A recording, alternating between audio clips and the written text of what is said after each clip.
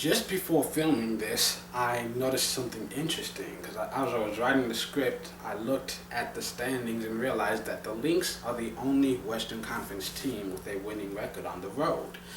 The other five are all under 500 in that category. Greetings and welcome to the Fan Perspective. I'm your host Nathan Nall, and this is WNBA Weekly, the show where twice a week, usually on Mondays and Fridays, I talk about things that have happened recently in the association and things I'm looking forward to in the upcoming days.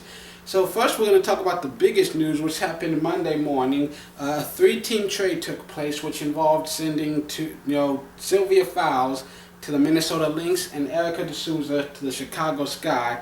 So basically what happened is you have two of the best teams in the league getting a little bit better because now they both add a consistent, solid veteran presence on both ends of the floor in the paint. So that's the thing that happened. And then you also have Tamika Catchings. She moved into second place on the all-time scoring list, but in all honesty, it's not a big deal, and I'm actually a little bit upset that people are making such a big deal about it because the person that she passed is Diana Taurasi, who's sitting out this season, but if her health holds up, she'll be back next year and possibly another 5 years after that. There's always a chance that Tamika will only be in second place for maybe a full calendar year, like 365 days from now. Diana could have already just jumped right back into second place. I mean, this will last 2 years at best, so it's not really like it's a big deal. I mean, I think it's not permanent. There's no real permanency to this. Like I said, 2 years at best, Diana will just take the number 2 spot right back, and I won't make a big deal about that either. Except that I might, just because Tamika has retired already and there's no way for her to jump back into this. Diana has not retired. She's going to come back and get second place again. What I am more concerned about is that in the game where she got into second place, she also had 5 steals, and then in the next game she had 3 steals, which means she's inching closer and closer to that 1,000 steals mark for her career.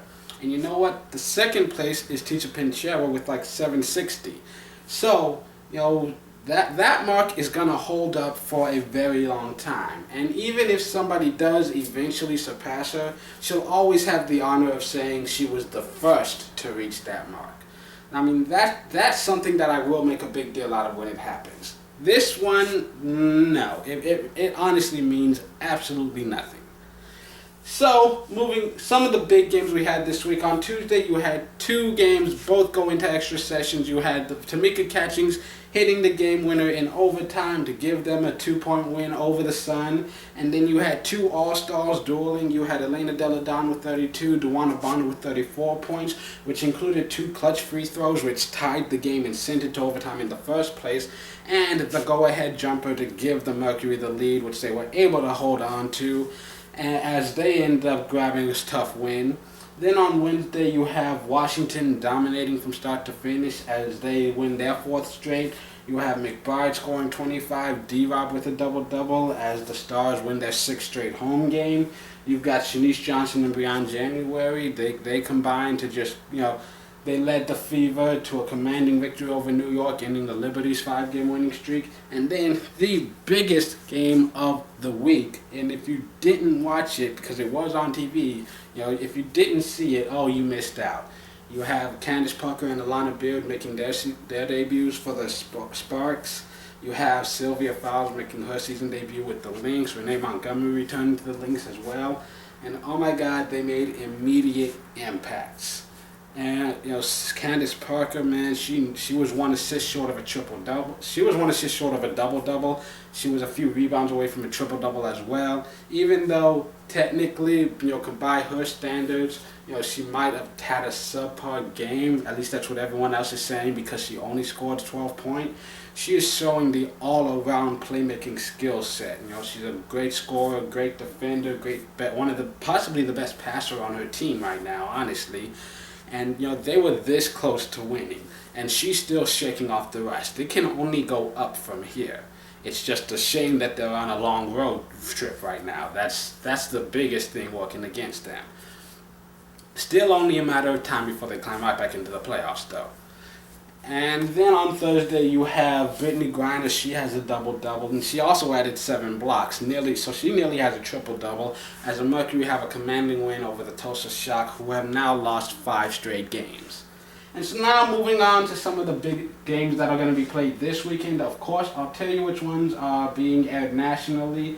And for the rest, you can always check your local listings, or you can see every single game on WNBA Live Access. So we'll start with Friday. You've got Seattle at Connecticut, 7 p.m. Eastern Standard Time. I forgot to mention that again. If you're new to this channel, all of these times are Eastern Standard Time. So, make sure you adjust for whichever time zone you are in. And so you've got Seattle at Connecticut. Both of these teams have struggled a little bit this year. Good news for Connecticut, Seattle has just been horrible on the road. So, maybe that'll help them, because this is basically 2 teams fighting, for the bottom spot right now, honestly. I don't really see either of them getting in the playoffs, so it's hard to say. It'll definitely be competitive, but one team has to win. That's the good news about it. So then you've got Atlanta at Minnesota. The Dream, they're on a losing streak, and it kind of looks like they've given up on the season, started preparing for next year. And meanwhile, Minnesota, they've done a great job defending home court all year, and they've only gotten stronger since the All-Star break. So, and then you've also got Washington at San Antonio at 8 p.m. Washington, they're on a 4-game winning streak, but San Antonio, even though they still can't win on the road to save their lives, 6 straight home victories. So as long as they're in San Antonio, they're a team to be messed with. I mean, they are a formidable opponent when they're playing at home. And then you've also got Los Angeles at Chicago. That one's going to be on NBA TV, and that one definitely game of the week, because, this Los Angeles still has not won a single road game. I don't know if it's going to happen this weekend. It might.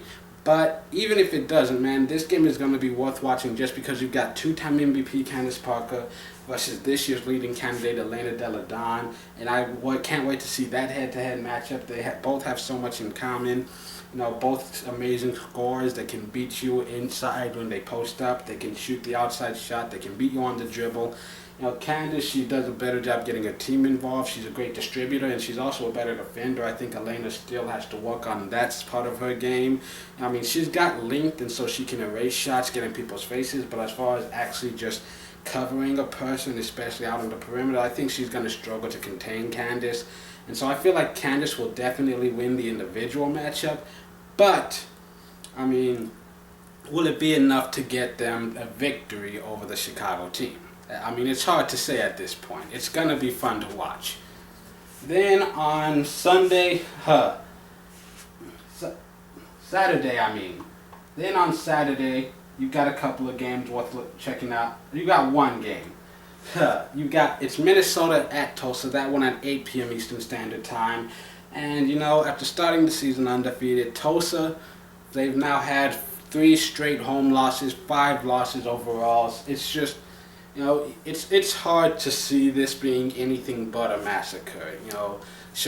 Minnesota, they're taller, stronger, they're just a lot of seasoned veterans. It's just, I'm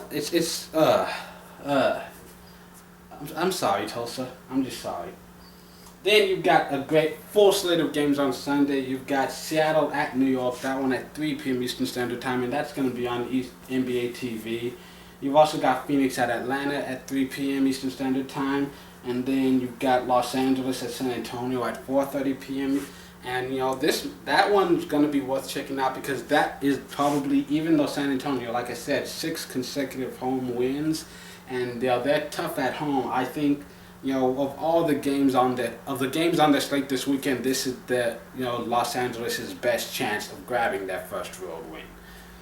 And then you've also got Connecticut at Indiana, 6 p.m. Eastern Standard Time. Washington at Chicago, 6 p.m. Eastern Standard Time. And, I think all of these are worth checking out. If you get a chance, try to look at some of these. And, that's it for this edition of the WNBA Weekly. Tune in next week on Monday for another all-new episode. Until then, this has been The Fan Perspective. I'm your host, Nathan Lyle. Have a great weekend. Whew. Candace Parker is back, y'all. I am so happy about that. Did you watch the Lynx game? Oh my God, she was trying to cross over Mara Moore, going on the fast break, going behind her back, man. I mean, yeah, you can tell she wasn't 100%, but man, even at 50%, she's still better than 85% of the other players in this league. I am so happy to see her playing again.